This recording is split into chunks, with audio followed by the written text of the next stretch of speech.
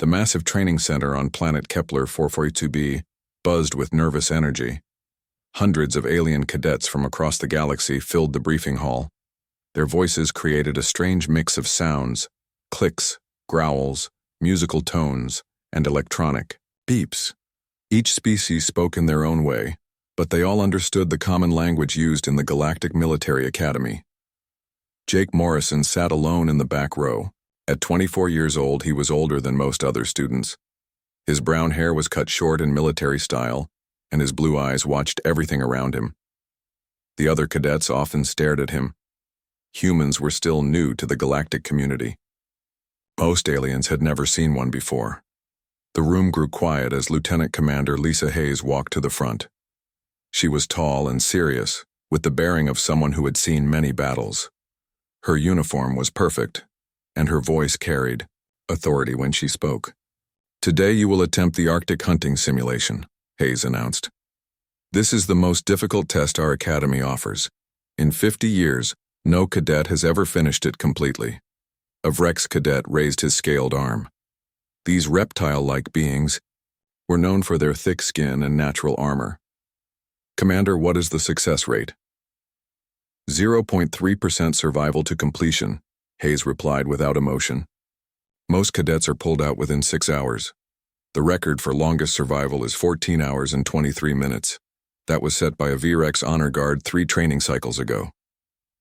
Morrison listened but did not react. He had grown up in the wilderness of Alaska before the alien contact changed everything. His grandfather had taught him to hunt, fish, and survive in conditions that would kill most people. When his family died in the Proxima raids, he had joined the academy to fight. Hayes continued her briefing. "The simulation recreates Earth's ancient Arctic region. Temperatures will drop to minus 60 degrees Celsius. The computer will control digital predators including dire wolves, saber-toothed cats, and massive cave bears. These are not simple programs. They learn from your actions and adapt their hunting methods." She pointed to a holographic map that appeared above the room. "Your mission is simple, but nearly impossible. Survive for 7 full days and travel 200 kilometers to reach the pickup point. You may work alone or in teams. You may use any methods you choose. But remember, the simulation is designed to kill you." The Altarian cadets immediately began forming groups. These blue-skinned humanoids were famous for their tactical planning and teamwork. They spoke in quick, sharp tones as they organized their strategy. The Zephyrians clustered together near the front. These crystal-based life forms could manipulate ice and cold better than any organic species. Their bodies chimed like wind instruments as they discussed shelter construction. Other species formed their own groups based on natural abilities. The furry Kaldorians relied on their thick coats and pack mentality. The insect-like Thrix had natural armor and could survive on very little food. Morrison remained seated as the room emptied. He studied the tactical display, noting the terrain features and weather patterns. The landscape looked familiar: rolling hills covered in snow, frozen rivers, and endless white plains. It reminded him of home. "Not joining a team, Cadet Morrison?" Hayes asked as she approached him. "No, ma'am," Morrison replied simply. "The human approach to survival is not well documented in our files. Our computers have little data on your species' capabilities in extreme conditions." Morrison stood and faced the commander. "With respect, ma'am, your computers don't understand what humans can do." Hayes studied him carefully. She had read his file: orphaned by alien raiders, raised by his grandfather in one of Earth's harshest environments, enlisted at 21 with top scores in all survival categories. But test scores were different from reality. "The simulation begins at dawn," she said. "Report to Staging Area 7 at 0500 hours. Your gear allowance is standard: basic clothing, emergency beacon, and 1 survival tool of your choice." As Morrison walked toward the exit, he passed groups of aliens discussing complex strategies. The Vrex planned to build fortified camps and fight the predators directly. The Altarians would establish communication networks and coordinate movements. The Zephyrians intended to create elaborate ice shelters using their natural abilities. Each species approached the challenge with their greatest strengths. They would use technology, teamwork, natural armor, or special abilities to overcome the simulation's dangers. Morrison had a different plan. Instead of fighting the Arctic environment, he would become part of it. His grandfather's words echoed in his memory. "The cold is not your enemy, boy. It's just another part of the world. Learn to work with it and it will help you survive." That night, Morrison prepared differently than the other cadets. While they studied tactical manuals and tested equipment, he sat quietly in his room. He closed his eyes and remembered the feeling of Alaska's winter wind, the sound of snow crunching under boots, the way his breath looked in freezing air. He thought about tracking animals through fresh powder, reading the signs that showed where prey had passed. He remembered his grandfather teaching him to build fires in wet conditions, to find shelter in seemingly empty wilderness, to move silently across frozen ground. The other cadets would enter the simulation ready for war. Morrison would enter, it ready to go home. Dawn was still hours away, but he was already prepared. Tomorrow would prove whether human adaptation could succeed where alien strength had failed. The simulation began exactly at sunrise. 43 cadets materialized in the frozen wasteland as the computer systems activated around them. The air was so cold it burned their lungs with each breath. Thick snow covered everything as far as they could see. Morrison felt the familiar bite of Arctic air against his skin. While other cadets immediately began shivering and activating their heating units, he breathed deeply and let his body adjust naturally. The cold was sharp but not unbearable. It felt like coming home. Around him, the different alien species quickly moved into action. The Vrex cadets began digging defensive positions with their powerful claws. Their thick, scaled skin protected them from the worst of the cold, and they planned to build a fortress and wait out the 7 days. The Altarian teams spread out in organized patterns, setting up communication devices and establishing patrol routes. Their blue skin turned darker in the cold, but their disciplined training kept them focused on their tactical plans. The Zephyrians immediately began constructing elaborate ice shelters. Their crystal bodies chimed in harmony as they shaped frozen water into complex geometric structures. Within minutes, they had created beautiful buildings that looked like palaces made of ice. Morrison watched all this activity with interest, then did something that surprised everyone monitoring the simulation. He walked away from all the other cadets, heading directly into the wind and blowing snow. In the observation room above the simulation, Lieutenant Commander Hayes frowned at her displays. "Where is the human going?" Sub-Commander Krall, a massive Vrex instructor, studied the tactical screen. "He appears to be moving against optimal survival protocols. The wind patterns indicate severe weather approaching from that direction." "Maybe he's confused by the terrain," suggested Dr. Pierce, the Academy's specialist in alien biology. Hayes shook her head. "Look at his movement. He's not wandering randomly. He has a destination in mind." While the other cadets built their camps and prepared defenses, Morrison kept walking. He moved with steady, purposeful steps across the snow. His breathing remained calm and regular despite the harsh conditions. He seemed to flow across the landscape like he belonged there. After 2 hours of travel, Morrison stopped near a small hill. He knelt down and began examining the snow around him. His fingers worked quickly, testing the texture and density of the white powder. He dug down several inches, checking the layers beneath. The monitoring systems watched in confusion as Morrison began gathering specific materials. He collected dead branches that most people would ignore, gathered certain types of ice, and selected stones of particular sizes and shapes. His choices seemed random, but he moved with clear purpose. By the 4th hour, the first casualties began appearing on the status boards. A pack of digital dire wolves had found the smallest Altarian group. The computer-controlled predators moved with deadly intelligence, surrounding the blue-skinned cadets and attacking with coordinated precision. Emergency beacons activated as 3 cadets were severely injured and pulled from the simulation. Meanwhile, Morrison had traveled 15 kilometers from the starting point. He moved during the worst weather, when visibility was nearly zero and the wind howled like a living thing. The Predator program seemed unable to track him through the storm. How? Is he navigating without instruments? Dr. Pierce asked, studying Morrison's route on the tactical display. Hayes checked the sensor readings. He's using natural navigation methods. Watch his movement pattern. He's reading the wind direction, probably using the stars when the clouds break, maybe even following animal tracks we can't detect from here.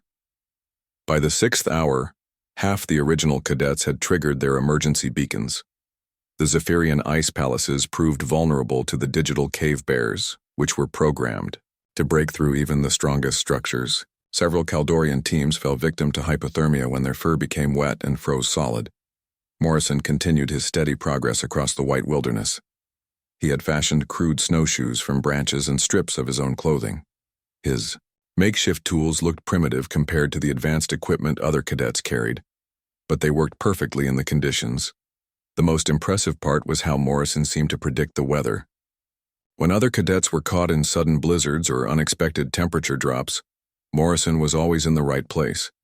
He found shelter before storms hit and moved during calm periods that the computer generated randomly. He's reading the simulation's weather algorithms, realized Commander Hayes. Somehow he's predicting the patterns. Impossible, Sub-Commander Krall objected. The weather generation system uses quantum randomization. No organic mind could process those calculations. But Hayes was right. Morrison had spent years learning to read natural weather signs in Alaska's wilderness. The simulation tried to recreate realistic weather patterns, and Morrison's trained instincts could sense the subtle changes that predicted storms, temperature shifts, and wind changes. By the 12th hour, only 8 cadets remained active in the simulation. The Vrex fortress had fallen to a coordinated attack by digital predators. The Altarian communication network failed when atmospheric interference blocked their signals. One by one, the carefully planned strategies collapsed under the simulation's relentless pressure. Morrison had covered over 50 kilometers. He moved like a ghost across the landscape, leaving almost no trail for the computer predators to follow. When dire wolves did find his tracks, they led to dead ends or dangerous terrain where the digital animals became trapped. At hour 15, Morrison did something that made the observers hold their breath. He stopped running from the predators and began hunting them instead. Using primitive traps made from branches and stones, Morrison started turning the tables on the computer-controlled animals. He studied their movement patterns and behavioral programming like a scientist studying lab specimens. Every digital predator followed certain rules, and Morrison was learning to exploit those rules. The simulation is adapting to counter his methods, Dr. Pierce reported. The AI is upgrading its behavioral patterns every few hours. Hayes nodded. And Morrison is adapting faster than the computer can keep up. By hour 18, only Morrison remained active in the simulation. Every other cadet had been forced to trigger their emergency beacon. The human was alone in the digital Arctic, and instead of being overwhelmed, he was thriving. The observation room filled with senior academy staff as word spread about the unprecedented performance. For the first time in the simulation's history, a single cadet might actually complete the impossible mission, but the hardest challenges still lay ahead. Day 3 of the simulation brought weather conditions that pushed the computer systems to their limits.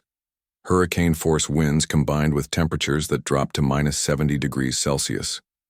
The artificial storm was so severe that the Academy's safety protocols nearly shut down the entire program. The remaining 6 non-human cadets were trapped in their shelters, unable to move without risking immediate death from exposure. One by one, their emergency beacons activated as hypothermia and equipment failure forced them to quit the simulation.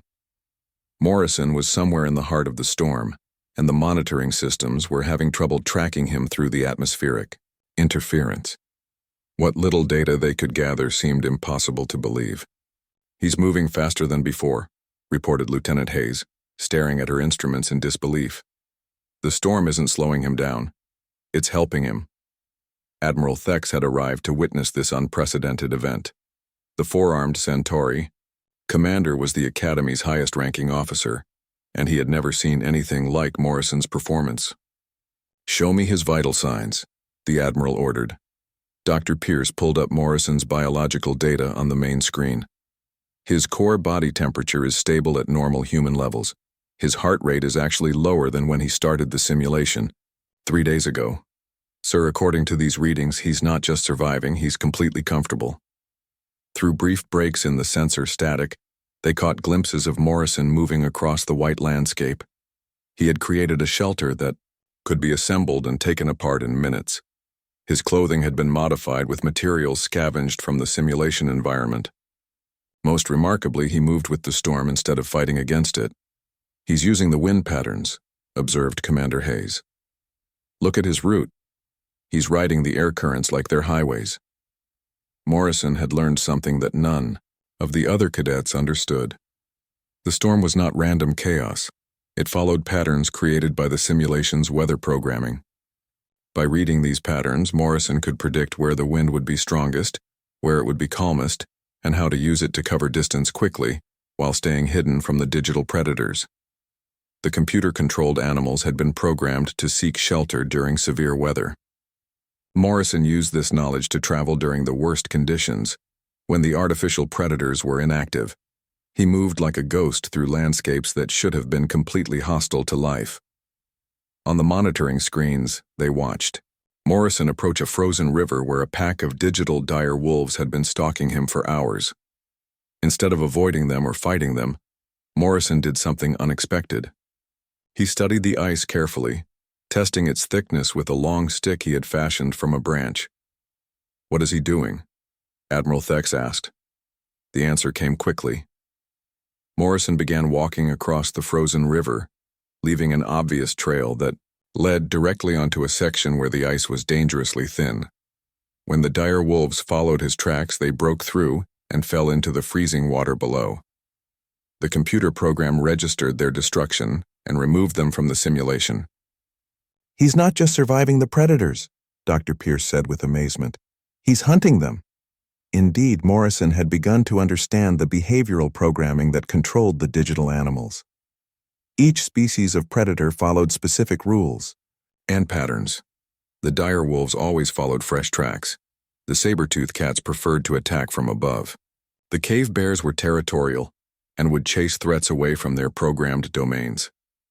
Morrison used this knowledge to manipulate the predators into destroying each other or placing themselves in dangerous situations. He would leave false trails that led predators into traps, or create situations where different species would fight among themselves instead of hunting him. The simulation's artificial intelligence began adapting specifically to counter Morrison's tactics. The computer upgraded the predator programming 17 times over the course of day 3, making the digital animals smarter, faster, and more unpredictable. But every time the AI adapted, Morrison found new ways to exploit its limitations. He seemed to understand that he was fighting a computer program rather than real animals, and he used that knowledge to his advantage. "He's thinking like a programmer," realized Dr. Pierce. "He's finding bugs in the code and exploiting them." By the end of day 3, Morrison had traveled over 100 kilometers toward the extraction point. He had not only survived conditions that defeated every other cadet, but he had turned the hostile simulation into his personal training ground. The Iki Academy's senior staff gathered in increasing numbers to watch this unprecedented performance. Representatives from dozens of alien species arrived to observe the human who was rewriting their understanding of survival. "How is this possible?" asked Sub-Commander Kral.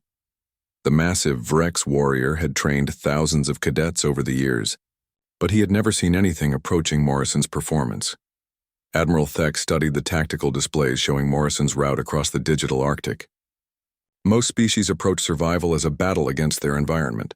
They build defenses, create weapons, establish dominance through force or superior technology. The Admiral paused, watching Morrison calmly construct a fire using wet wood in the middle of a blizzard. "This human is doing something different," Thex continued. "He's not fighting the environment. He's becoming part of it. The storm isn't his enemy, it's his ally. The cold isn't trying to kill him, it's protecting him from the predators. He's turned every challenge into an advantage." Dr. Pierce nodded, in agreement. "His brain scans show activity patterns we've never recorded before. Most beings in extreme stress show declining cognitive function.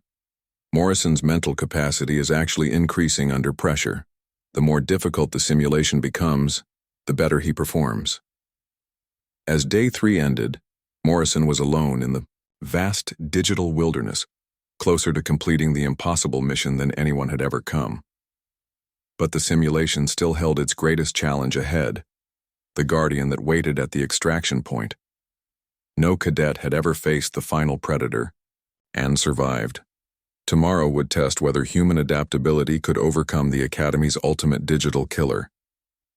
By day 4, the entire senior staff of the Galactic Military Academy had gathered to witness something that should have been impossible. Jake Morrison was not only still alive after 96 hours in the Arctic simulation, but all indicators showed he was actually getting stronger as time passed. Dr. Pierce worked frantically at her monitoring station, running test after test on Morrison's biological data. "Look at these neural activity readings," she called out to Admiral Thex. "Most organic beings show declining brain function under extreme stress. Morrison's cognitive activity is increasing exponentially." The Admiral studied the complex charts and graphs covering the main display screen. "Explain what this means in simple terms, Doctor." "He's not just learning to survive in the simulation," Dr. Pierce replied. "He's learning to thrive in it. His brain is processing information faster now than when he started. The harsh conditions aren't breaking him down, they're making him more efficient." On the tactical display, Morrison's route across the digital landscape looked random to untrained observers. But Commander Hayes had begun to understand the pattern behind his movements. "He's thinking in 4 dimensions," she explained to the assembled officers. "Most cadets navigate in 3 dimensions: length, width, and height. Morrison is also thinking in time. He's not just moving through space, he's moving through time, positioning himself where he needs to be hours or even days before the optimal moment arrives." As they watched, Morrison demonstrated this principle perfectly. He had been traveling toward a narrow mountain pass that offered the most direct route to the extraction point. But instead of taking the obvious path, he had circled around to approach from an unexpected direction. "Why is he taking the longer route?" asked Sub-Commander Krall. The answer became clear 6 hours later, when a massive digital avalanche buried the mountain pass. Morrison had somehow predicted the computer-generated disaster and avoided it completely. He reached the same destination by a safer path that took only slightly more time. "He's reading the simulation's programming patterns," Dr. Pierce realized. "Somehow he's learned to predict what the computer will do before it does it." Morrison had created an entire ecosystem of survival, using only materials provided by the simulation. He had fashioned tools, weapons, shelter, clothing, and even cooking equipment from debris and natural materials scattered throughout the digital environment. His camp could be assembled in minutes and provided complete protection from the elements. But more impressive than his tools was his relationship with the environment itself. Morrison moved across the frozen landscape like he belonged there. He read wind patterns to predict weather changes hours in advance. He followed animal tracks that led to water sources and safe shelter. He used the terrain itself as a weapon against the digital predators. "Show me the predator engagement statistics," Admiral Thex ordered. Commander Hayes pulled up the combat data. "The simulation has upgraded the AI predators 19 times to counter Morrison's tactics. Each upgrade makes them smarter and more dangerous. But Morrison adapts to every change within hours." The numbers were startling. Morrison had encountered over 200 digital predators during his 4 days in the simulation. He had killed 37 of them using primitive weapons and environmental traps. He had avoided or escaped from 158 others. Only 5 had come close enough to pose a real threat, and those encounters had lasted less than 60 seconds each. "He's not just surviving random encounters," observed Dr. Pierce. "He's hunting them systematically. Look at this pattern analysis. He's tracking the predator's patrol routes and behavioral algorithms like a scientist studying lab animals." Indeed, Morrison had begun to treat the digital predators as puzzles to be solved rather than threats to be feared. He would observe their behavior patterns for hours, learning how they responded to different stimuli. Then he would test their programming limitations by creating specific scenarios designed to confuse or misdirect them. The dire wolves always followed the freshest scent trail, so Morrison created false scent paths using his own clothing. The saber-toothed cats attacked from elevated positions, so Morrison avoided high ground and used that predictability to set traps. The cave bears were territorial, so Morrison learned their boundaries and used their aggression against other predators. He's turned the simulation into his personal training program, Admiral Thex observed.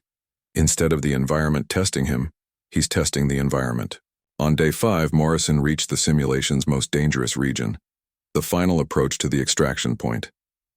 This area contained the highest concentration of digital predators, the worst weather conditions, and the most difficult terrain. Every previous cadet who had reached this stage had been overwhelmed within hours. Morrison spent an entire day studying the area from a distance before making his approach. He mapped the predator patrol patterns, identified safe routes through the dangerous terrain, and waited for optimal weather conditions. When he finally moved forward, it was with the confidence of someone who had turned uncertainty into advantage. He knew exactly where every threat was located, how to avoid or neutralize each danger, and how to reach his objective with minimal risk. But waiting at the extraction point was the simulation's ultimate challenge, the Guardian. This digital creature combined the worst aspects of every known predator in the galaxy. It was intelligent, adaptive, and had never been defeated in single combat. The monitoring station fell silent as they watched Morrison approach his final test. Every senior officer in the academy understood that they were witnessing either the greatest triumph or the most spectacular failure in the simulation's history. Biological readings show no signs of stress or fatigue, Dr. Pierce reported. His heart rate is actually lower than normal resting levels. He's completely calm. Admiral Thex studied the human on the main screen. Morrison moved with fluid grace across terrain that had broken thousands of other cadets. He seemed to flow like water around obstacles, finding the path of least resistance while maintaining steady progress toward his goal. "What makes humans so different?" the Admiral asked quietly. Dr. Pierce considered the question carefully. "Every other species we've studied approaches problems with their greatest strength. Vrex use physical power. Altarians use tactical planning. Zephyrians use technology. Humans seem to use everything at once. They adapt their approach to match whatever the situation requires. They don't fight the storm," Commander Hayes added. "They dance with it." Morrison crouched behind a wall of ice and snow, watching the Guardian through the blowing wind. The massive creature paced around the extraction point like a living nightmare. It stood 3 meters tall, with the body of a cave bear, the claws of a saber-toothed cat, and the intelligence of a dire wolf pack leader. Its digital eyes glowed red as they swept the area, searching for threats. For 6 hours, Morrison remained perfectly still. He studied every movement the Guardian made, every pattern in its behavior, every detail of its programming. Other cadets who had reached this point tried to sneak past the creature or fight it directly. All had failed within minutes. Morrison had a different approach. The Guardian was the most advanced artificial intelligence in the simulation. It learned from every encounter, adapted to every strategy, and grew more dangerous with each failed attempt to defeat it. But Morrison had noticed something the programmers probably never intended. The creature was alone. Unlike the pack-hunting dire wolves or the territorial cave bears, the Guardian had no social programming. It was the only one of its kind in the simulation. This created a gap in its behavioral code that Morrison thought he could exploit. He began leaving traces of himself around the Guardian's territory. But instead of hiding from the creature, Morrison was trying to communicate with it. He carved simple symbols in the ice, arranged stones in specific patterns, and left scent markers from his own clothing in carefully chosen locations. Morrison was teaching the artificial intelligence to see him as something new, not prey to be hunted, not a threat to be destroyed, but something unprecedented in its programmed world. In the observation room, the Academy's senior staff watched in amazement as Morrison implemented his unusual strategy. "What is he doing?" Admiral Thex asked.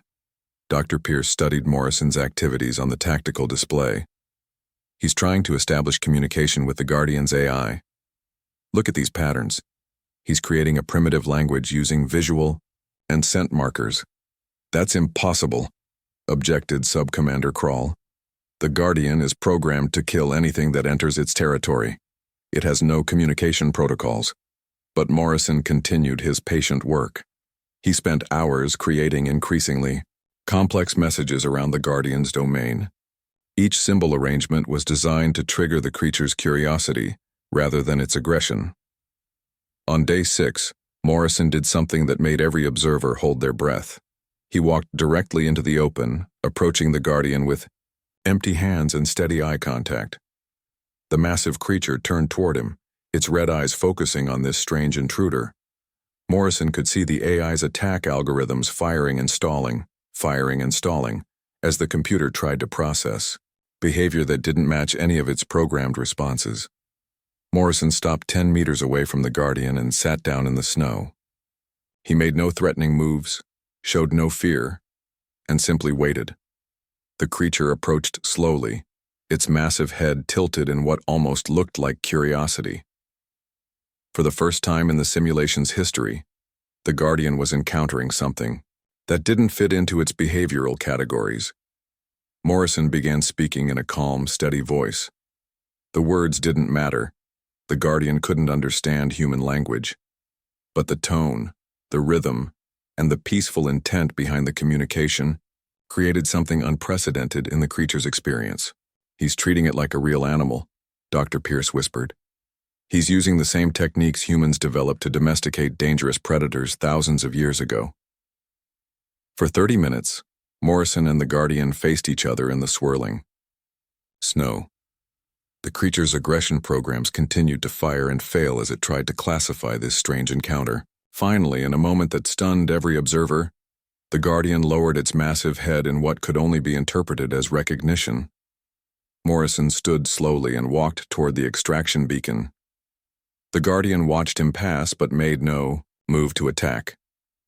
For the first time in the simulation's 50-year history, a cadet had reached the extraction point without fighting or sneaking past the final challenge.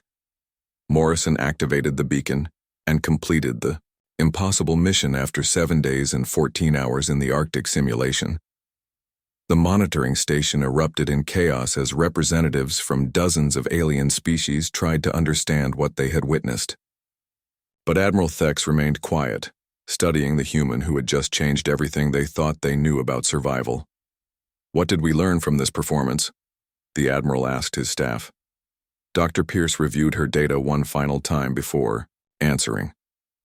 "That every species in the galaxy approaches survival as a battle. They fight the environment, fight the predators, fight the challenges using force, technology, or superior abilities." She paused, watching Morrison calmly exit the simulation pod as if he had just finished a pleasant walk. "Humans don't fight their environment," she continued. "They join it. They don't conquer the storm. They learn to move with it. They don't defeat their enemies. They find ways to turn enemies into allies." Admiral Thex nodded slowly. "Schedule a complete review of our survival training curriculum. It appears we've been teaching the wrong lessons." As Morrison walked past the observation deck, Commander Hayes called out to him. "Cadet Morrison, how did you know your approach with the Guardian would work?" Morrison paused and looked up at the assembled officers. "My grandfather used to tell me that everything in nature wants two things: to survive and to belong. Even artificial nature has those same basic drives. I just listened to what the Guardian was trying to tell me."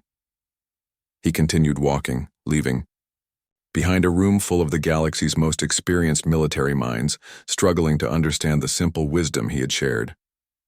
The Arctic hunting simulation was permanently retired the following week. Military analysts determined that no other species could replicate Morrison's success, and the test no longer served its intended purpose of measuring survival capabilities. Several alien governments requested copies of Morrison's performance, data to study human survival methods. The Academy began developing new training programs based on adaptation and cooperation rather than dominance and resistance. Morrison himself was promoted directly to officer status and assigned to develop new survival curricula for mixed species units.